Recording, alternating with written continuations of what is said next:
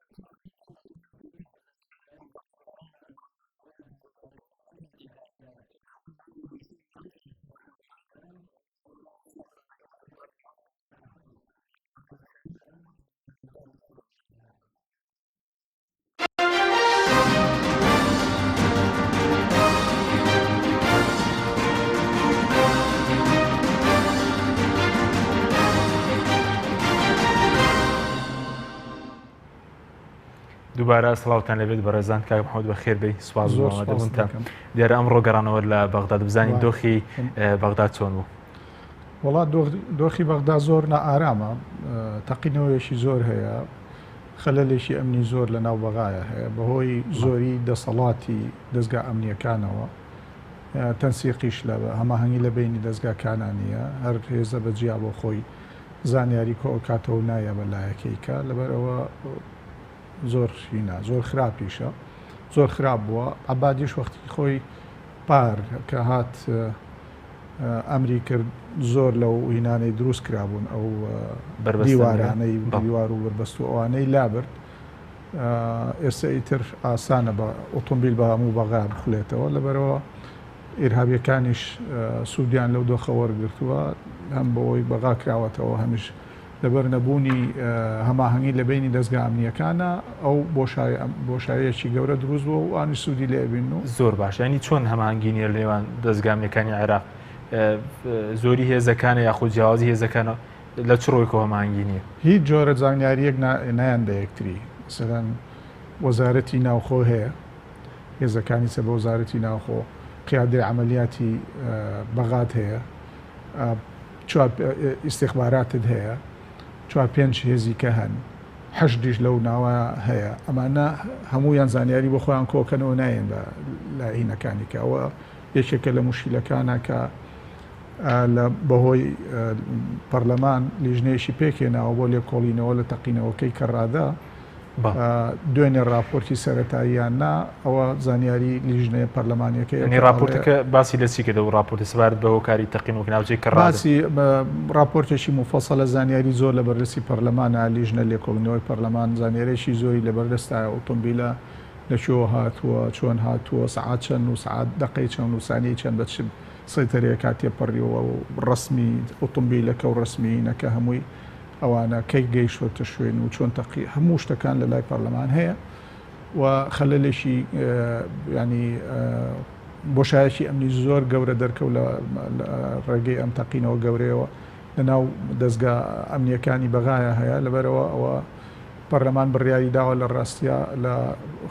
کۆبنەوەکانی ئایندەیە هەموو هینەکان هەموو ئەو مەسئولانە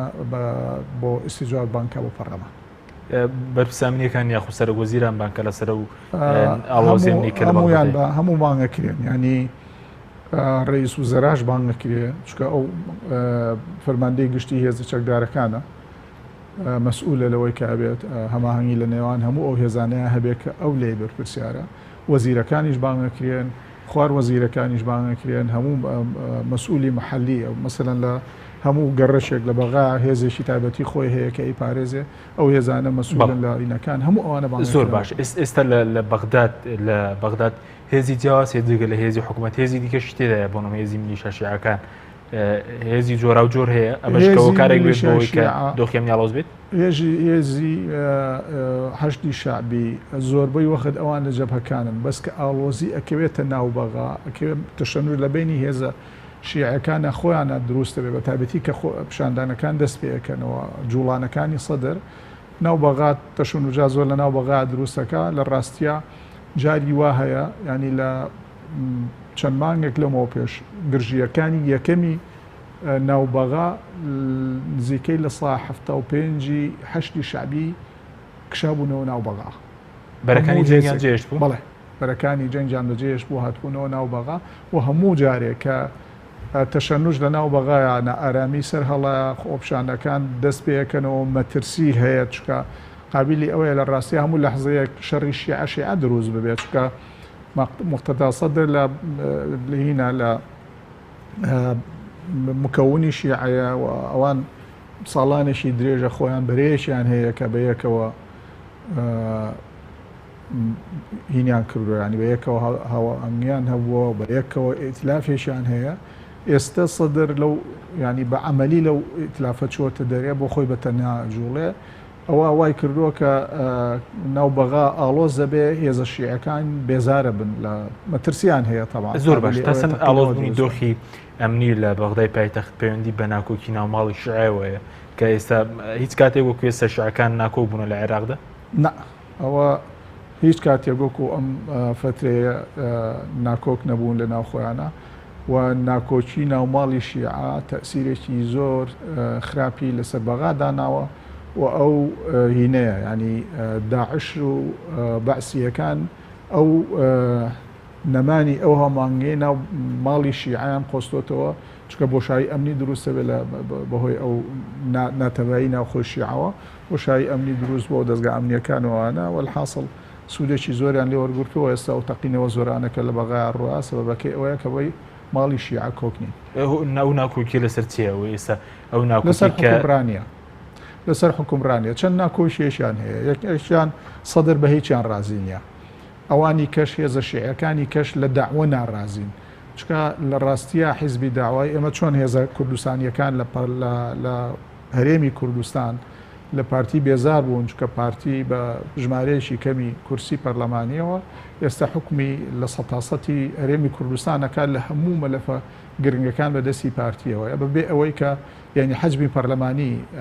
ڕێگەی باکە ئەم دەسەڵاتانەی هەبێ بۆ بە حیزبی حاکم لە بەغاشە لە لای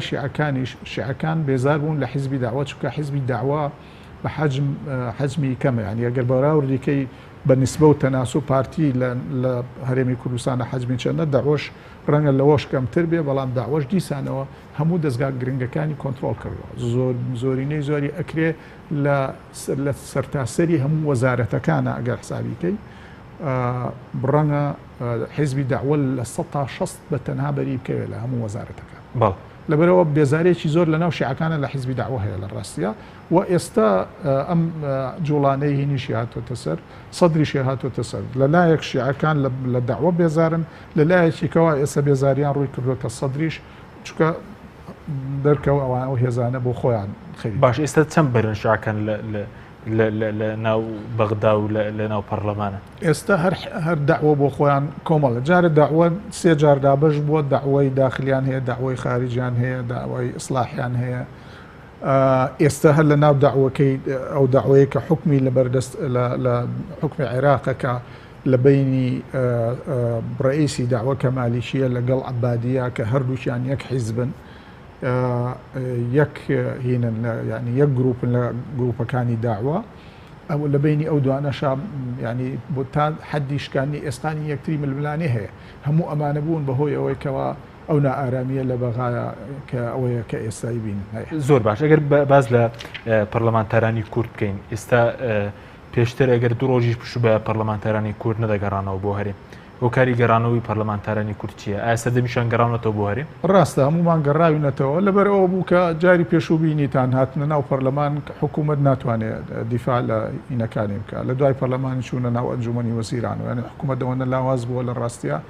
ناتوانێت دەستگا مهمەکانی خۆشی پارێزێ لەبەرەوە تۆش ناچاری ینی چیەکەیت خۆ جازەفە ناکەی بە ژیانی خۆتەوە عوتڵەشە لەبەر ئەوە لە جاتی ئەوەی چاوەڕێ ئەوە بیجارێکی کە تووشی ئەوە بیتەوە بێنە سەروەوانە باشتر بوو ئەو چەند ڕۆژە بەجێ بێڵین بە تایبەتی لەبەرەوەی حکوومەت سبەینێ هینی هەیە مانۆڕی هەیە لە ناو هێزی حکوومەت لە ناو بەغای مانۆڕەکە و سەدریەکان مقتدا سەتر پێی وایە ئەو مانۆڕە بۆ ئەوەیە کە بەرگری لە خۆپیشاندانەکانی خۆپیشاندانی ملیۆنی کە ناوی ناوەهی ڕۆژی هێنی بکرێت لەبەرەوە ئەمە قابلی ئەوەیە تەشەنوجاتی زیاد دروستکە و ئێستاشی شوێنێکی بەغا بە ئارامی نەماوە بە ناوچەی سەوزیشەوە لەبەرەوە ناچار بووین کە چکە هیچ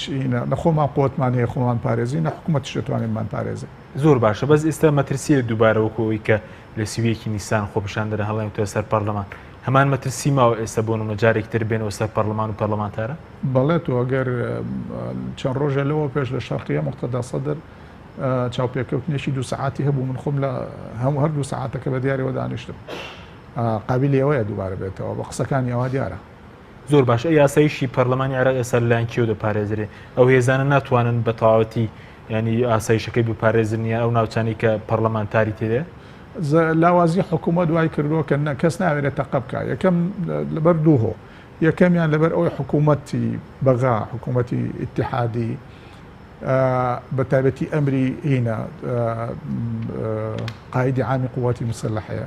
کە هیچ هێزێک بۆی نییە تەقە لە خۆپیان دەربکات لەبەر ئەوە ئەم ئەمرە هەرچ هینێک هەرچ مەسئولێک هەر زابطێ هەرچ سەربازێک بیشکێنێ ڕوبەڕۆی دادگا بێتەوە لەبەر ئەوە کەس ناوێت تەقە بکە یەک دووەم حکوومەت بۆ خۆی ئەوەنە لاوازە ترسیان هەیە ئەگەر لە حاڵەتی ئەمریش هەبێ تەقە بکەن ڕەنگە خەڵک نەوێرێت هێزەکان نەوێرن تەقە بکەن چکە دوای حکوومەت ناتوانێت ئەوانیش بپارێزێ و خەڵک قابلی ئەوەیە بیانکوژێت لەبەرەوە لاوازی حکوومەت بووە بەهۆی ئەوەی کە نەتوانی هیچ جۆڵەیەک لە بەغای کۆنتڕۆڵ زۆر باش ئێستا ئەو کەواتە ناوچەی سەوز ئێستا ناوچەیەکی ئارام نێوەکو پێشتر باز دووە کە ناوچەیەکی ئارامە نەخێر ئارام نیە هەموو وەختێک قابلی ئێوە ناڵێم سەدر ئێوە من خۆم جۆم لێ بۆڵێ فەرقی چییە ناوچەی سەوز لەگەڵ کەڕادە لەگەڵ شعب لەگەڵەوانە فەرقەنج زۆر باش ئێستاوی کە گەڕاونەتەوە تەنیا پەرلەمانتارانی کورد گەڕاونەتەوە یاخ پەرلەمانتارەکانی دیکەی عاربیش گەڕاونەتەوە شارەکانی هەموو ئەوانەی کە غەیری ئەوانەی کە لە بەغان ینی خۆیان لە بەغاژین باقیەکەی ئەمە گەڕایەوە بۆ هینەکانی خۆ کەچەند ئەمڕۆ قەرەباڵغی زۆری دووسڵێکی زۆرە بوو تاوان وا بوو ئەمە بە ناڕەحەت بلیتی گەڕانەوەمان دەستکرد زۆر باشە ئەگەر بینە سەر مەسەلەی بەشداری دووبارە بەشداریکردنەوەی کورد لە دانیشتەکانی پەرلەمانی عێراق زۆر خەڵک پرسیارەکە لەسەرەوەی بۆچی کورد ینی ئێستا دووبارە بەشدارە لە کارکردنەوەی پەرلەمانی عێراق ئایا سوودی هەیە بۆ کورد بەشدار بن لە کارکردنەوەی دام و دەستگایەکی عێراقی ئەو پرسیارە زۆرەکرێ بەس من لە هەموو ئەو خەڵکانە ئاپرسم تۆ بژاردەی کە هەیە ئەگەر مەسەلەن ئێمە تۆکە ئەگەر مقاتعە کرد لەگەڵ بەغایە بژاردەی دووەمە چییە چیەکەیت وەزعی هەرێمی کوردستان لە بەغا باشترە تاوەکو بێنەوە لێرە دانیشین سەر ڕای هەموو ئەو خراپیانەی کە من باسم کرد کە لە بەغایە هەیە هێشتا بەغال بە هەرێم هەر بەراورد ناکرێت لە هەموو ڕوویەکەوە وەزعی هەرێم زۆر خراپە ئەوان ئێمە ڕاستە شەڕی داعشمان هەیە و پێشمەرگە قارەمانانە شەڕی داعشەکە بەڵام ئێمە بە لۆجستیک و بە پارەی بێگانە دێن بە پێشمەرگە بە کولەمەریەی کە پێشمەرگە پێئەژی شەڕی داعشەکەین حکوومەتی عێراقی بە پارەی خۆی و بە نەفەری خۆی و بە لۆجستی خۆی و بە هەموو شتێکی خۆیەوە شەڕی داعشەکە موچەش لە وەختی خۆیان ئەیە و کەمەکەمەش هینی هەیە یعنی بەشی هەر تەشغیلی نییە بەشی هەنێک لە ئیسtismار و ئەوانە شتی کەم ئەکا لێرە بە شەرتێ يعني لە هەرێمەکەی ئێمە لە ساب 20 بۆ لە ساب 25 نەوتی عێراق ئەفرۆشرێ نەموچە هەیە گیان هەیە نەخەدەمات ماوە نە هیچ شتێک ماوە لەبەرەوە تۆ ئەبێ بژاردەیەک کە تۆڵی مەڕۆرەوە بۆ بەغا ئەبێ بژاردەیەکی باشتری هەبێ ئەم وەزعی لە کوردستانە حکومڕانەکانی کوردستان خوڵقانیانە هیچ هاندەر نییە بۆ ئەوەی تۆ دەست لە بەغا هەڵگریت بگەڕێتەوە لە هەرێمە دانیشی لەبەر ئەوە لەبەر طبعا بێژگەلەوە ئێمە بە پێی دەستور هەتاوەکو ئێستا بە پێی دەستور ئێمە بەشێکین لە عێراق ئێمە هەرێمێکی فیدراڵین لە نظامێکی فیدراڵی کە نظامی ئیتیحادی بەغایە حکوومەتی ئیتیحادی بەغایە ئێمە بەشێکین لەو سەرڕای ئەوەی کە بەهۆی ئەو سیاسەتە هەڵەیەی لە هەرێمە سیاسەتی نەوتی من ساڵانێکی زۆرە پێم وایە کوشندنترین سیاست ئەوەیە کە حکومڕانەکانی هەرێم لە بواری نەو تا جێبەجێ یەکەن و ئەوە بووە بە تەوان ئەوە بووە بە سیاسەتی نەوتێرم لە عێراقیش کوشندەترە سیاسەتی نەوتی هەرێم زۆر کوشندەیە لە ڕاستیە ئەوەی کە ئەوترێ بەغا موچەی بڕیۆوانەوە من لە هەموو تەسیحاتی خۆما وتومە ئەوە درۆیەکی شاخدارە یانوێ ئەو فەزیحەیە ئێرەی پێدا پۆشن سەبەبی بڕی نەهاتنی پارە بۆ هەرێم سیاسەتی نەوتی هەرێمە نەک بەغا بخۆی بڕیاری دابێت چکە ئێمە لە 2012ەوە لە قانونی موازنەیە ساڵانە بەندێکەیە بە قانون حکوومەتی هەرێم ئیلزام ئەکرێت کە بڕێکی دیاریکراو کە لە قانونەکە دیاری ئەکرێت بە بەرمیل ئەوە نەبا بە حکوومەتی ئیتیحادی ئەنجا ئەویش لە بەرامبەرە ئیلتیزاماتی خۆی جێبەجێەکە و هەموو جارەتیایەتی ئەرز لایەک ئیلتیزاماتی خۆی جێبەجێ نەکرد لایەکەی کەش ئازادە جێبەجێ نەکات لەبەر ئەم سەبەبەی کە حکوومەتی ئەمەی ناوی حکوومەتە لە هەرێم و من بە حکوومەتی نازانم نەوت ئەوا بۆ خۆی کە نە پەرلەمانەکەی خۆ هەرێمیش ئەزانێ و نە حکوومەتەکەی هەرێم ئەزانێ و نە وەزیرەکانی ناو حکوومەتەکە ئەزانن و کەس نازانێ پارێنەوە بۆکوێچێ ئێمە مەمیلەتەکەی خۆمانیا و نە ئەشیا بە بەغا بۆ گروپێکی دیاریکراوی چەند کەسی ئەڕوا ئەوە وای کردۆکە لە بەغاوە تۆ هیچی بۆ نەیە سەرڕای ئەوەی کە پارە نایە بۆ ئەوی موچەبەی بەڵام بۆ کۆبوونی خۆراک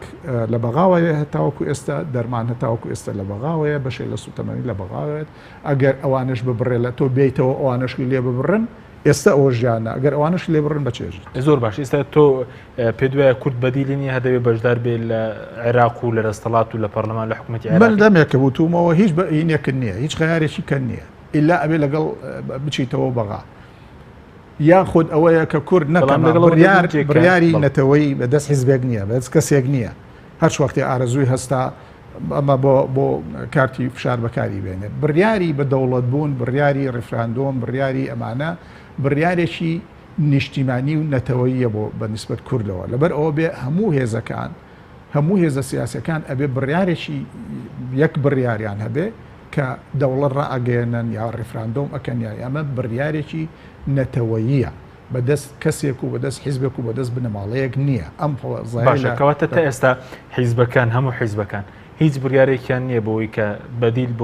بەدیلیان نیە بۆ بەشداریکردن لە دام دەستگاکانی حکوومەتی عێراقی لە پەرلەمان و لە حکوومەت و بڵێن ئاخر عەجزم کردی بەدیلە چییە ینی تۆ یەیتەوە ئەوە لە بوتی بەغا من تۆ بەجێ هێڵم یەیتەوە ئێستا بەهۆی وەکو وتم سیاسەتی ئەو چەند کەسەی کە سیاسەتی نەوتی بەڕێوە بڕن بەهۆی ئەوانەوە پارە نایە بۆ هین بۆچەی خەڵک نایە بۆ هەرێم باشە بەڵام لە ئەوان هێشتا خۆراکە نێرن ئەوەی بۆ کۆبوونەکەی گەنمووی لێ وەرەگرن پارەی گەنمێن بە جووتیار دەرمان ئەنێرن ئەمانە ئەنێرن تۆ ئەگەر بێیتەوە ئابەم حاڵەوە کە ئەمەی ئێستا هێشتا خەڵک بەوکو لە مەرگیە بە ئەوەی کە ڕوبع موچەشیان ناو موچە ڕوبع موچەشیان لە وەختی خۆیان پێنارێ وعدیان ناو ڕوبع موچە لە وەختی خۆیان بن ئێستا ڕوبع موچەشیان 2 مانگ دواخستووە ئەویان پێ ناکرێت تۆ بیتەوە لە بەغا ئەوەش بەجێبێڵی و دوایی دەرمانیشی بۆ نێت و خواردنیشی بۆ نێت و ئەوانەی کە نێت ئەم خەڵکە لێرە چی بکە خۆ دەوڵەت دروستکردن بە فشە و بە هی ناکرێ ینی شتێک نییە کە بەس فشە دەکەن دەسەڵاتدارانی من پێم وایە ئەوە بەس بۆ هاش و هوشە و بۆ ئەوەیە قەیرانەکانی هەرێم لە بیری خەڵک بەرنەوە قەیرانی سەرۆکایەتی هەرێم لە بیری خەڵک بەرنەوە قەیرانی دزینی نەوت لە بیری خەڵک بەرەوەنەوە قەیرانی نەمانی ئەخلاقی سیاسی لە بیری خەڵک بەرەوە، قەیرانی نەمانی شەرەفی سیاسی لە لای حکومڕانەکان لە بیری خەڵک بەرەوەنەوە. ئێستا ئەوانەی کە حکومەکەن لە لای من ئەوانە نەکەرامەتی ئینسانیان ماوە، چونکە بە زریان بە موچەی کۆرە بڕن، پارەی کۆر ئەبڕن، هی کەم ئەندامە بڕن، هی تالەسیما ئەبڕن، هی سەرەتان نەخۆشی سەرەتان ئەبڕن، هی بێت دایک و باوک ئەبڕن، هی ئەنفالەکان ئەبڕن. یعنی هیچ نەماوە بە شەرتێک لە 20 بۆ 25 نەوتی عێراق ئەم گروپە ئەیفرۆشێ ڕۆژانە ئەوەنە ئەفرۆشە. لەبەر ئەم هەموو قیەمە نەماوە لە هەرێمەکەی توایە لە بەغاش بە جێبێڵی بێت لە ئەم بێت قیەمانە چی ئەەکەیت؟ لەبەر ئەوە بەڕێی شخصی خۆم هیچ بەدیلێک بۆ کوورنیە لە قۆناغەیە ئیلا ئەوە نەبێکە بڕۆی لەگەڵ بەغایە هەوڵ بدەین مشکلەکانی بە حیوان لەگەڵ بەغایە عیلاجکەی بۆ ئەوەی ئەو مافانە بجێڕێتەوە جارێک لە ریفراندۆم دەکەن، ینی باز لە ریفراندۆم دەکەن. ئێستا هەموو هێزەکان یەک ئارەزویان هەیە بۆمانەوە لە بەغداد، یاخود مزایدی سیاسی ئێستا هەموو هێزەکان لەگەڵەوەدان کە کورد لە ئێستا لەم قۆناغە لەگەڵ بەغداد بمێنێتەوە، یاخودوانی باسی ریفراندۆم ئەوەی زۆر معلومە بێجگە لە پارتی کە بۆ ڕیکلام ئەیڵێ، چکە زۆرترین نفوز ئێستش پارتی هەیەی لە بەغایە، یعنی پارتی لە زۆرترین هینی لەلایە زۆرترین پۆستی بەشی کورد لە بەشەکەی کورد زۆرترین پۆست لە لای پارتی دیموکراتی کوردستانە لە بەغا. وەزیرەکانی پارتی لەوێ ماون و زۆر لە بەقەدەر ڕەنگە بەشەکەی پارتی بەقەدەر بەشی هەموو هەرچوا حیزبەکەی کە ببێ لە بەغایە. لەبەر ئەوە ینی ئەمانە بێجگە لە ڕێکلامکردن چ معنایەشەیە؟ ئەگەر ئەوەنە لە خۆی ڕائبینێ و دەوڵەت دروستەکە با هیچ بێژگە لەو وەکوتم باسی ئەوەکە هێزەکانی کە لەگەڵ ئەوەیان کە ئەبێ جارێ ئەبێ مە ناوماڵی خۆمان کۆکەین مشکلەکان نەیەڵین دەستگاش پەرلەمان ئینقیلابی بەسەراکراوە کە دەستگایەکی شەرعیە و بە نوێنەری خەڵکە ئینقیلاب میلیشیایی بەسەراکراوە ئەبێ ئەو وەزع چاکرێتەوە، ئەبێ حکوومەت چاکرێتەوە، ئەبێ مکافحەی گەندەڵی بکرێ و ئەبێ ئێمە هەمومان بەیەکەوە کۆک بین لەبەر ئەوەی پەرلەمان تەفعیل بکەینەوە، حکوومەت کارا بکەینەوە و مکافحەی گەندەڵی بەیەکەوە بکەین. ئەگەر توانیمان ئەمانە بکەین ئەتوانین لە بەغاش بتوانین کۆمەڵێ ئەو مافانەی کە بەشێشیمان لێسەنراوەتەوە لەو ئینان لەو مدەتا ئەوانش بێنەوە هەوڵ بدەین ئەوان ئەو مافانەی کە دەستور باقیەکەی دەسوب کۆمەڵی مافی زۆری یاوە بە ئێمە ئەو هێزانە لە هێزە کوردیەکانی کە لەو ساڵانە لە بەغا بوون ئیشیان لەسەر نەکرد. زۆر دەستکەوتەکانی کورد لە ناو دەستورە کە هێشتا قانونیان بۆ دانەڕ زۆر ئەوانەش بکەیت. باشە بەڕێزت باست لە ئەوە کە دێن ئێستا تۆ حکوومەتی هێرەمیان حکوومەتی بەغداد بە تاوانبارەزانێت لە مەسلەی بڕینی بوجە من ناشارمەوە ینی وتومە لە ناڵێم بەغا مەعسوومە بەس ئەگەردا بەشی کە هەموو جارێ وتومە لە 180 تاوانەکە لە ئەستۆی حکومڕانەکانی هەرێم و نەودزەکانی هەرێمی کوردستانە لە 180 تاوانی بڕینی موچەی خەڵک لەبەرەوەی عەرزم کردی بە قانون لەوێوەکرە کە بەغدایە پابند نابێ بە درۆیەکە لە بجای آخر مشکلەکەوەیە میدیای کوردیش بەداخەوە طبعاً من لە تەلەڤیزیۆنە ڕەنگە نەموتوێ بەڵام لەگەڵ هەموو ئەو میدیاکارانەی لە کەناڵە جیاجیەکانی کوردستانە ئیشەکان ئەم حیوارەم کردوتمە کاکە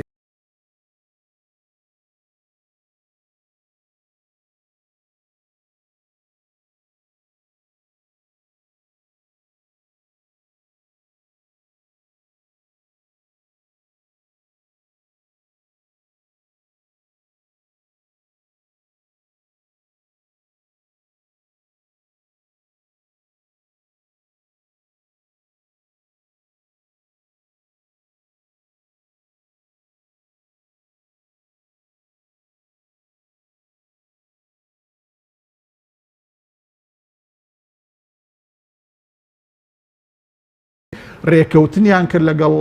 وەزیری نەوتا جێبەجێیان نەکرد هەموو ئەمانە بوو بە سەبەبی ئەوەی کە ئەوانەی کە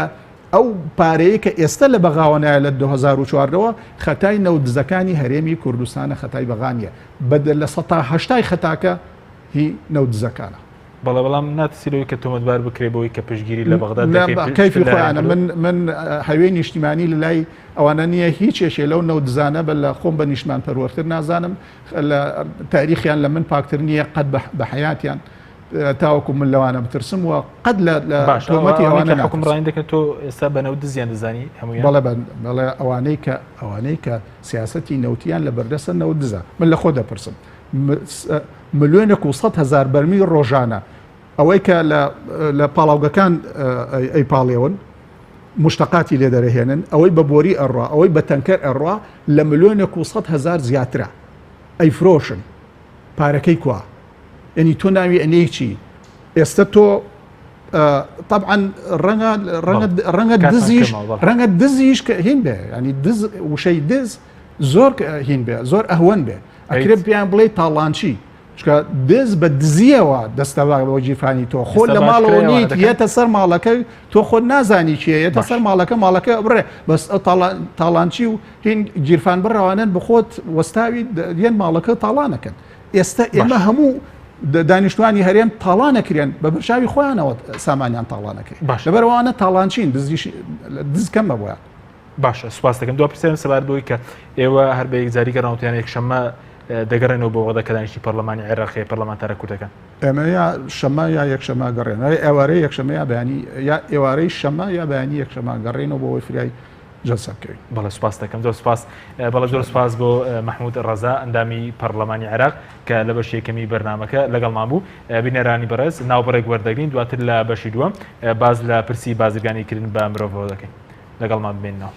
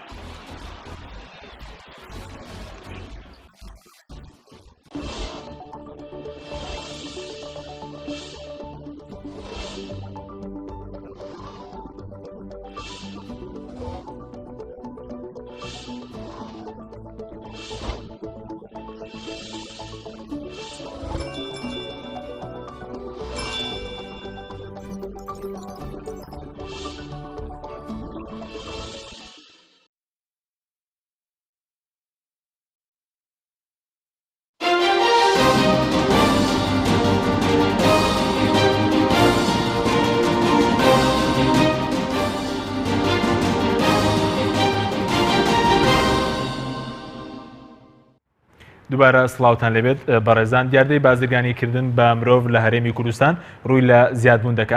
ئەم تەورەیە بە میوانداری سۆرا عومەر سەرۆکی لیژنەی مافی مرۆڤ لە پەرلەمانی کوردستان تاوت پێ دەکەین. سەرەتا راپۆرتێک دەبینین.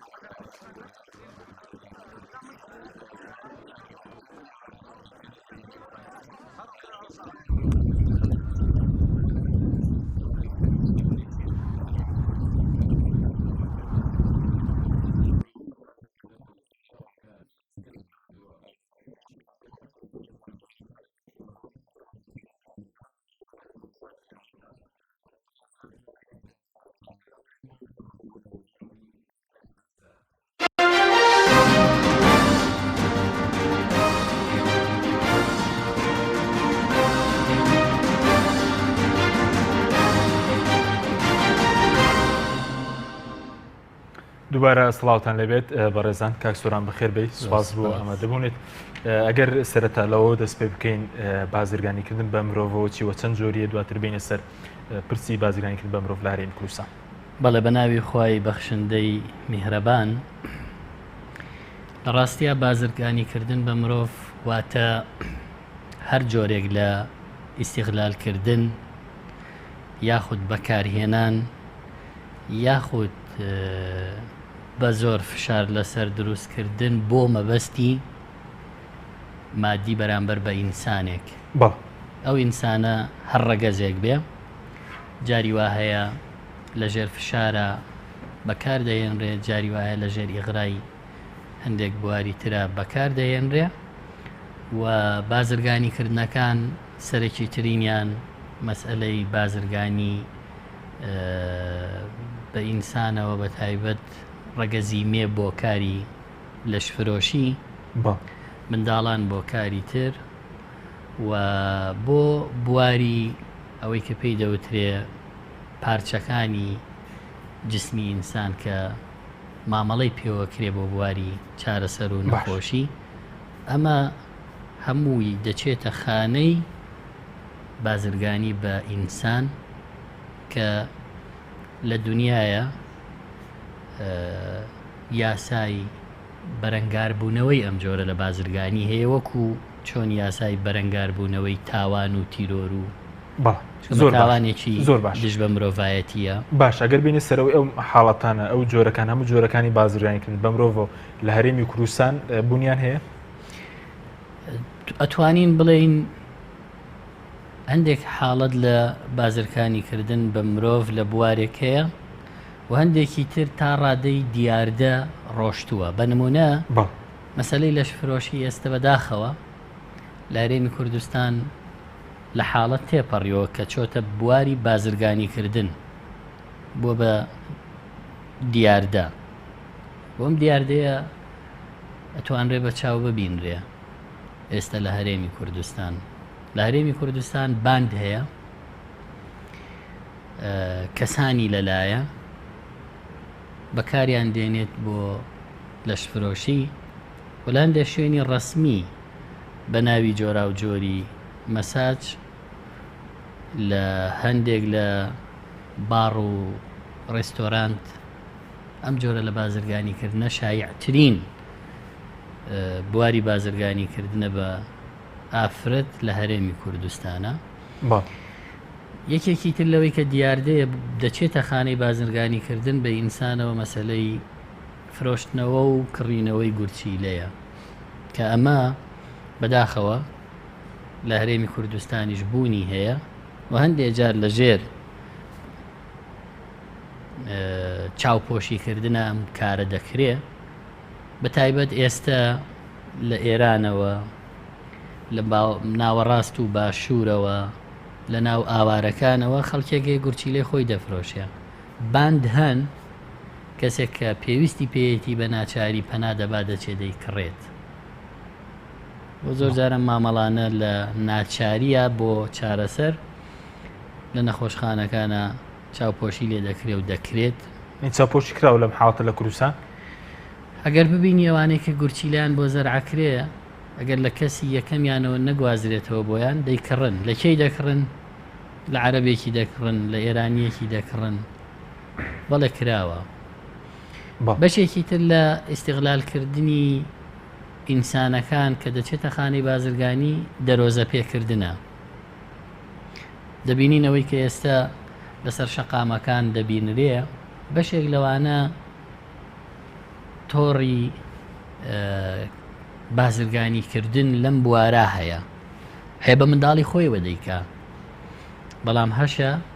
بە منداڵانی ترکە ئیستیغلالیان دەکا و دەیان هێنێ ڕۆژانەیەکیان پێدەدا و دەیان بە دەرۆزەیان پێیەکە. بەشێکی تر لەم بازرگانیە کە هەندێک حاڵەتی دەرکەوتووە چکەم بازرگانیکردنە بە ئینسانەوە لە دنیاە لە ئەمریکا ساڵانە 600 بۆ 800 هزار کەس دەبنە قوربانی بازرگانیکردن بە مرۆڤەوە لە منداڵ لە گەورەتر لە منداڵ لە گەنج لە نێر لە مێ لە راپۆرتی UN Women کە لە ساڵی 2014 دەرچووە مەسحێکی زۆر مەیدانیە لە هەرێمی کوردستان باز لەوە دەکا کە ئاوارەکانی سووریا وەرگیراوە بە سامپڵ لەسەر چەم کەمپەکانی کە لە پارێزگاکانی هەرێمی کوردستان هەن ئاماژەی مەترسی هەیە لەوەی کە هەندێک ڕێکخراو بە ناوی جۆرا و جۆرەوە هاتوونەتە هەرێمی کوردستان لەژێر غیتائی هاوکاریکردنی ئاوارە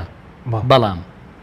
ئەو منداڵانیان دۆزیوەتەوە کە بێسەرپەرشتن چکە بەشێکی ئەمانە هەموو قوربانی جەنگن لە سووریاوە ئاوارە بوون ئەم قوربانیانەی جەنگ کە بێسەرپەرشتن منداڵێکە دوو برا و خوشکێکە خوشک و برایەکە یا خێزانێکی تەواون باوکو دایکیان لە دەستدا و ئەمان بێسەرپەرشت ماونەتەوە یان تاقانەیەک دەرچووە لەم عائیلە کچێکی گەنجە منداڵێکە ئەمانە دەبەن بە ناوی هاوکاری بە ناوی دۆزینەوەی شوێنی حەوانەوە بۆی گومان هەیە لە هەرێمی کوردستان هەندێک ڕێکخراوی دەرەوەی ئەم وڵاتە هاتبن بە ناوی جۆرا و جۆرەوە لە هەرێمی کوردستان بەشێک لە کچان و منداڵانیان بردبێت کە لە ئەساسا ئەم ڕێکخراوانە ڕێکخراوی بازرگانی بە مرۆڤەوەن بەڵگە هەیە یان هەرگومانەیە بەڵگە هەیە چونکە هەندێک لەوانە لە کەمپەکانە بە تایبەت بێسەرپەرشتەکان کە کەسیان نەماوە دیار نەماون یان بە ناوی ترەوە براون ڕێکخراوێک مناڵی بۆ چییە بیباتە دەرەوەی هەرێمی کوردستان دەزانین چونکە لەم جۆرە ڕێکخراوانە لە دنیا ئەگەر تەماشا بکەی بوونیان هەیە منداڵ بەکاردێنن بۆ کاری مەترسیدار لە بواری بازرگانی کردن بە ئینسانەوە ئەمانە ئاماژەی خەتەرن زۆر باشە بەڵام ئەوەی کە بەرەز و تەمە شتێکی تازەیانی ڕێکخرا و ئەو خەڵکانە لە کەمپی ئاوارەکانیان خەڵکی هەرێمیژە بەس کەمپی ئاوارەکانی گرتوتەوەی کە ئێواگەدار ئەوەی کە من زانیاریم لەسەری هەیە لە کەمپی ئاوارەکانە بە ناوی هاوکاری ئاوارە و بێسەرپەرشتەوە چونکە داتات لا نییە چەند منداڵیان داتام لا نییە بەڵام ئەوانەی کە سەرپەرشتی کەمپەکانەکەن پێیان وتوین کە ئەوان لە بەشێکی زۆر لە کەمپەکان ئەو جۆرە منداڵانەیان لایە کە کەسی نەماوە یا ئەم کە ئاوارە بوون منداڵێکیان لێون بووە بزر بووە بەرەو هەرێمی کوردستان هاتووە منداڵێکیان یا خانەوادەکەی بەرەو سووریا چوون یا لە جەنگا لە بردومانە لە تیا چوون ئەم منداڵە کەس خاوەنی نییە وەک بێسەرپەرشتێک ماوەتەوە ئیستیغلالە کرێ بە ئاسانی و بەشێکی تر لەو ئیستیغلالەی کە لە کەمپەکانە کراوە ئیستیغلالی جنسی و بەکارهێنانی مەسەلەی لەشفرۆشیە هەندێکیان لەژێر فشار و بەکارهێنانی هەندێک لە هۆکار بۆ ناچارکردن باشە بەڵام خۆ ڕێگە دەدرێت هەموو خەڵکی بچێتە ناو کەمپەکانەوە ینی ئەمە کارێکی ئێمە کاک حەکیم گرفتی کەمپەکانی ئاوارەکان کە هەرێمی کوردستان خۆی لە دۆخێکی خراپا بوو قەیراناویە بوو ئەم لێشاوە لە ئاوارە کە ڕووی تێکرد پلانی حکوومەت نەبوو بۆ ئەوەی ئەمانە تێکەڵ بە شارەکان نەبن لە هەموو دنیاە ئەم ئاوارانە ئەمەی کە هەر لە وڵات لە شارێکەوە بۆ شارێکتر پێیان دەڵێن نازێح دەبێ حکوومەت نەهێڵێ ئەمانە بڵاو ببنەوە بە کوچە و کۆڵان و بازاڕەکانە کەمپ بۆ چییە خێوەتگە بۆ چییە بۆیە ئەمانە لە یەک شوێنە حەسر بکرێن لەوێ هۆکارەکانی ژیانیان بۆ دابین بکرێ بۆی تەسیر نەکات لە سلوکی کۆمەلگا لە بژێوی کۆمەلگا لە هەڵاوسان لە ناو کۆمەلگا لە بازار لەمانە بەڵام لای ئێمە نەخێر لە کەمپەکانەوە بە ئازادانە دێنە دەرەوە بۆ ناو بازار و شار و کوچە و کۆڵانەکان بە ئازادانش دەگەڕێنەوە زانیاریم هەیە کە لە هەندێک لە کەمپەکان وەکو ئەو گروپانەی بازرگانی بە منداڵەوەکەن بۆ دەرۆزە بەهێنیان زوو سیارە دەبەنە بەردەم کەمپەکە منداڵەکانی تێەکەن و دانێنن بۆ ناوشار لەسەر ترافیکەکان دایانەنێن کە ئەمە دیاردەیەکی زۆر ناشیرینی زۆر بێزارکەری زۆر خراپە بەداخەوە تا ئێستا لە شاری هەولێر تا ڕادەیەک حەل کراوە بەڵام لە شاری سلێمانی تا ئێستا حل نەکراوە. بەشێکی تر لەوانە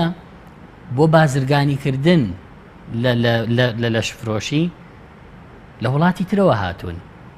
لە وڵاتی ئێرانەوە کۆمەڵێک ئافرەت هاتوون بە ناوی بنێشت فرۆشتن و کۆمەڵێک شتی ترەوە لەسەر ترافیکەکان. کاتێک کە دیقەتە دەی وردەبیتەوە ئەمانە لە ڕووپۆشی لە پشتی ئەم کارەیەکەن بەشێکیان کاری لەشفرۆشیەکەن و دەشزانرێ ئەمە ئەوە دەکرێت. ڕێگریەکان بۆ ڕێگری نییە لە هەرێمی کوردستانەوەی کە بەڕێزت ئەو جۆرە حاڵەتی بازرگانی نییە. من بۆ خۆم شەوێک لە یەکێک لەو مەوقیعانەی کە بینیم چەند ئافرەتێک کە بە ئاشکرا لەگەڵ هەندێک شۆفێر مامەڵەیان دەکرد بۆی لەگەڵیان بڕۆن. پەیوەندیم بە پۆلیسی سلێمانیەوە کرد، وتمەوە شتێکی وا هەیە ئێستا بە پێشچاوی ئەو خەڵکەوە چۆن ئەمە قابلی قبوڵە. بە شێوەندە یاسا هەیە لە هەرێمی کوردستان کە یاسایەکی تایبەتمان نییە بۆ بەرەنگاربوونەوەی مە، بەڵام بە شێوە یاسا هەیە ڕێنەدا کە ئەوە بکرێت، چونکە خۆندێشت هەیە بە هەڵە لێک دراوەتەوە حڕیەتوانە. ئەوە حڕێت نییە خەڵک دانیچێ لەسەر شۆستەکانی سلێمانی و هەندێک شوێن مەشروب بەخواتەوە. شوێنی مەشروب خواردنەوە هەیە، بچۆ لە شوێنی خۆی مەشروب بخۆ. شۆستە شەقامە مافی گشتی هەیە، خەڵک پیاە دەڕاتەوە بۆ نییە دانیشی لەوێ مەشروب خۆیتەوە، کە ئەمە ئیجرات ناکرێت کەم تەرخەمێکی زۆر گەورەیە. ئەمە چەندین جار بەرپرسانی ئەمنیمان لێ ئاگادار کردووە. پۆلیسی سلێمانی وتیان ئێمە ئەگەر ئێستا هەستین بە ئیجرات ئەو کەسانە بگرین، ڕێکارە یاساییەکە بۆ ڕێگری لەمە بۆ گرتنی ئەم ئافرەتە بە جۆرێکە پۆلیسەکانی ئێمە ماندوو ئەبن لەوەی حاکم ئەوەندە دەیانێنێ و دەیان با و شاهید بێنە و کێ ئەم مامەڵی کرد و چۆن کراوتی پۆلیس مەجبور نییە ئیجراتێکە کایەکێکە گرێت لە بەرەوەی کارێکی خراپەکە خۆی بەردەوام بەڕێی دادگاوە بێ. بۆیە ئەمە یەکێکە لە کارە خراپەکان. لە پەنای ئەمە تاوانی تریش ئەکرێ. ئێستا بەڕێوەبەراتی نێشتنی تاوان لە سلێمانی خۆشبەختانە لە ناوچەی پیشەسازی سلێمانی لەم ڕۆژانە 20 لەو ئافرەتانەی دەستگیر کردووە کە لە پەنای لەشفرۆشیە تاوانی دزیشیان ئەنجام داوە. ئەمانە بۆ کۆمەڵگە زۆر خراپن. بۆیە ئەم مەسلەی بازرگانی بە ئینسانەوە تاوانە، جەریمەیە و لە وڵاتانی تر یاسای تایبەتی بۆ دەرچووە و لە عێراقیش یاسای تایبەتی بۆ دەرچووە زۆر لە پێش ئێمە کە بەداخەوە ئێمە هێشتا نەمانتوانی وە بکەین. یاسای چیەکە تا ئێستا لە هەرێمی کوردستان یاسای بەرەنگاربوونەوەی بازرگانی بە مرۆڤ نییە؟ لە عێراق طبعا ساڵی 2012 یاسای ژمارە 28 دەرچوو بە ناوی یاسای مکافحەی الاتیجار بالبەشەر، بەرەنگاربوونەوەی بازرگانی بە ئینسانەوە. ئێمە لە هەرێمی کوردستان دوایەوەی کە ئەم لێشاوە لە ئاوارەها، دوایەوەی کە ئەم حاڵەتانە بوو بە دیاردە، پرۆژە یاسایەک پێشکەش کرا لە پەرلەمانی کوردستان لە مانگی 12 ساڵی 2014 بە ناوی پرۆژە یاسای بەرەنگاربوونەوەی بازرگانیکردن بە مرۆڤ، کە ئەگەر تەماشای محتەواکەی بکەی هەمان محتەوای هەیە لە یاسای ژمارە 28 ساڵی 2012 عێراق وەرگیراوە. بەڵام بەداخەوە 58 پەرلەمانتار ئیمزای ئەم پرۆژە یاسای کردووە، چونکە هەمومان لەسەر جەم فراکسیۆنە جیاوازەکان کۆک بووین لەسەرەوەی بە یاسا ڕێلەم بازرگانی. کارکەسێکە تا ئێستا نییە. هۆکارەکەی ئەوەیە لەم خولەی پەرلەمانە ئێمە تووشی تەنگژەی سیاسی و ململانەی سیاسی بووین، پرسە ئینسانیەکان زۆر باشە. کاتمان چەند دقەیەک ماوە سەبارەت بووی کە لە راپۆرتی وەزارەتی دەروی ئەمریکا باسی لە تێوەگرانی بەرپرسانی حکوومەت بەرپرسی حکوومەت و ئەمنی کردووە لە بازرگانیکردن بە مرۆڤەوە.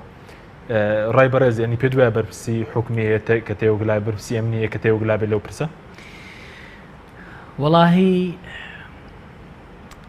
ئەتوانم بڵێم بەڵێ هەیە و بەداخیشەوە ئیڵم بەشێک لە بەرپرسان ئەوەی کە داویانە بەم بوارە لە ڕووی مادیەوە زۆر زۆرە لەوەی کە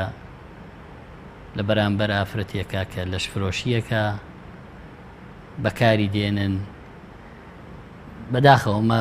توانم بڵم لە هەرێمی کوردستان دیاردەیەکی زۆر مەترسیدارە. دەستخۆشی مێ بۆ وەزارەتی دەروی ئەمریکا کە زۆر بێ منەتانە باسی کردووە. لە هەرێمی کوردستان باسکردنی پەردەیەکی پیادراوە، ئەگەر نا بەڵێ لە هەرێمی کوردستان خەڵکێگەیە پۆستەکەی حیزبیە حکومیە لە دەستگای ئەمنیە بەکاری دێنێ بۆی کە لەگەڵ ئەم باندە لەش فرۆشیانە لە ئاستی باڵان ئەوانە من ناتوانم تەشخیسی کەم بەڵام ئەگەر جهتێکی باڵا بۆ لێپرسینەوەی جرات بکە دەتوانێت بەر بەم کارەسات و بەم فەزیحەتە بگرێت کە کەسێک تۆڕێکی بازرگانی بە ئافرەتەوە بۆ لەش فرۆشی لە جنوبی عێراق لە شوێنێکی دوورەوە لە وڵاتی ترەوە دەهێنرێ جێی دەبێتەوە لە هەرێمی کوردستان و ئەو کارش دەکەن و ماڵی خەڵکێکیشیان وێران کردووە و کارەساتیشان بەرەم هێناوە و وێنە و دۆکۆمنتی خەڵکێکیان بردووە و ناچار یعنی فەزیحەی گەورە هەیە لەم بوارە بەڵام کەمتر باسی ئەکرێ من ساڵ و نیوێک لەمە و پێش ئاماژەم کرد کە لە هەردە ئافرەتێک لە کەمپەکانە لە ئاوارەکانی سووریا یەکێکیان ڕوبەڕووی فشاری ئەمنی و حکومی بۆتەوە بۆ ئیستیغلالی جنسی کارەساتیان دروست کردیانەمە لە کوێ هاتەوتمەوە راپۆرتەکەی UN Women کە 90 لاپەڕەیە من ئێستا لەبەر حورمەتی هەندێک شت نەمهێناوە بۆ ئێرەگەرنا و راپۆرتە بڵاو ببێتەوە بخوێنرێتەوە فەزیحەی گەورەی تایە فەزیحەی مەترسیداری تایە وەم بازرگانی بە مرۆڤەوە لە بواری سێکسی و جنسیات چۆتە بواری ئەمنی بەکارهێنانی بۆ کاری سیخوڕی بۆ تاوان بۆ زۆر بواری تر بۆیە ئەمە دەبوو بە یاسایەکی تایبەت لە پەرلەمان ڕێک بخرێ یاساکە ئامادەکرا لە کۆتایی 2014 و کەوتینە ناو ئێستا شێوازی بازرگانی باندی لە پشتەوەندەی زۆر بازرگانی ئەو باندانش بەرپرسی باڵە لە بەشێکی زۆری باندە من ناڵم کەی لە پشتە بەڵام باندە خەڵکێک معاناتێتی بەدەزەوەی ئەزانەیە ئەم شوێنە ئەو کارەی تیاکرێ بۆی داناخرێ بۆی لا نادرێ جگەلەوە ئەو یاسایی کە بۆ بەرەنگاربوونەوەی ئەمەیە ئیجراعاتی ئێمە لە هەرێمی کوردستان یاسایەکمان نییە بۆی کە وەگوتم بازرگانیکردن بە ئینسان لە شفرۆشی لە تۆپیایەتی ئەوەی کە بە یاسای سزادانی عێراقیە بە یاسای بیغا ئەگیرێ ئەوەی عێراق لە زیندانەکان ڕیفرێشە بێ و دێتەوە یا ئەوەی لە پەنایەتی لە زیندان تووشی تاوانی ترێکا تووشی ئەوەیە کاو دێتەوە دەرەوە بۆ ئەم بوارە شتی مەترسیداری تایەوە زۆریش هەستیارە بەداخەوە ئێمە فریانە کەوتین یاسا تایبەتەکەی بۆ دەرکەین بۆی کە بەهانەی کەس نەمێنێ کە ڕێگری لەم جۆرە تاوانەی مەترسیەکانی چین لەسەر کوردستان مەترسیەکانی ئەوەیە کە ئەمانە تاوانن بڵاوبوونەوەی تاوان و ڕێلێ نەگرتنی بۆ سەر کۆی کۆمەلگا مەترسیدارە و تاوانی جۆرا و جۆریشن یەک تاوان نین ئەمانە ئاسایش و ئارامی ئەم کۆمەلگایە و سلوکی ئەم کۆمەلگایە ئەخەنە ژێر مەترسی گەورەوە باشە زۆر باشە دەمەوێت دوو دقەی کۆتایی سەبارەت بە ئەو راپۆرتێکە دوێنێ دەستەی مافی مرۆڤ بڵاوی کرد و بەڵام ڕاپۆرتەدا باز لە مەسەلەی زیندانینێنی و گیراوی سیاسی و ئەوان ناکات ئەم حاڵەتانە لە کوردستان ماوە یاخود ئەم راپۆرتە بۆ بەتشین خراوە سەرەوە زۆر بەکوی سپاس دەکەم وەڵا دەستەی مافی مرۆڤ بە بەهانەی ئەوەی کە ئەو زانیاری پێنادرێ و کەس نییە باسی نەکردووە بەڵێ زیندانی نوێنی هەیە چونکە هەر کۆمەڵی ئیسلامی چەند کەسی بێسەر و شوێنە نە ئەڵێن شەهید کراون تەرمەکانیان بنەوە نە ئەڵێن لەم زیندانە ئاشکرایەنن کەواتە لە زیندانی دەزانیت وەکو من زانیاریم لەسەر کۆمەڵێک شوێن هەیە و لە ماوەی ڕابردووە چوومە یەکێک لەو شوێنانش لە چیای سپیل دوایەوەی کە من چووم بە ماوەیەکی زۆر خێرا ئەو شوێنە هەمووی لێ بەتاڵ کرا و زیندانەکان بران بۆ شوێنێکی تری نادیا بەڵێ هەیە ژمارەیان زۆرە بەڵێ ژمارەیان زۆرە بەشێکی لە شەڕی ناوخۆوە هەتا ئێستا خەڵکی تاوتە گیراوی سیاسیشمان هەیە بەڵە گیراوی سیاسی سزادراوی سیاسی ئێستا زۆرترە لە جاران لە بەرەوەی ئەم ئەشکەنجەیەکێکە لە تاوانە زۆر گەورە نێودەوڵەتیەکان کە لارێمی کوردستان ممارەسا شێوازەکەی چۆنە شێوازی مەترسیدار ڕێکخراوی هارتلانتە لێەوەی بەعز بەکاریەناوە لە دوایین راپۆرتیا لە ئەشکەنجەی زیندانەکانی هەرێم بەکارێنراوە ئەنی وەکو بەعز ئازاری خەڵکدەن لەو زیندانی هێنیە بەڵێ لە زیندانی ئاشکراشە کە زیندانەکانی باش ئاسایش بە تایبەت زۆر سپاس بۆ بەڕێز سۆرا عومەر سەرۆکی لیژنەی مافەکانی مرۆڤ لە پەرلەمانی کوردستان سپاس بۆ ئێوە بینەرانی بەڕێز سپاس بۆ ئەو کارانم تا بەرنامێکی تر خواتان لەوە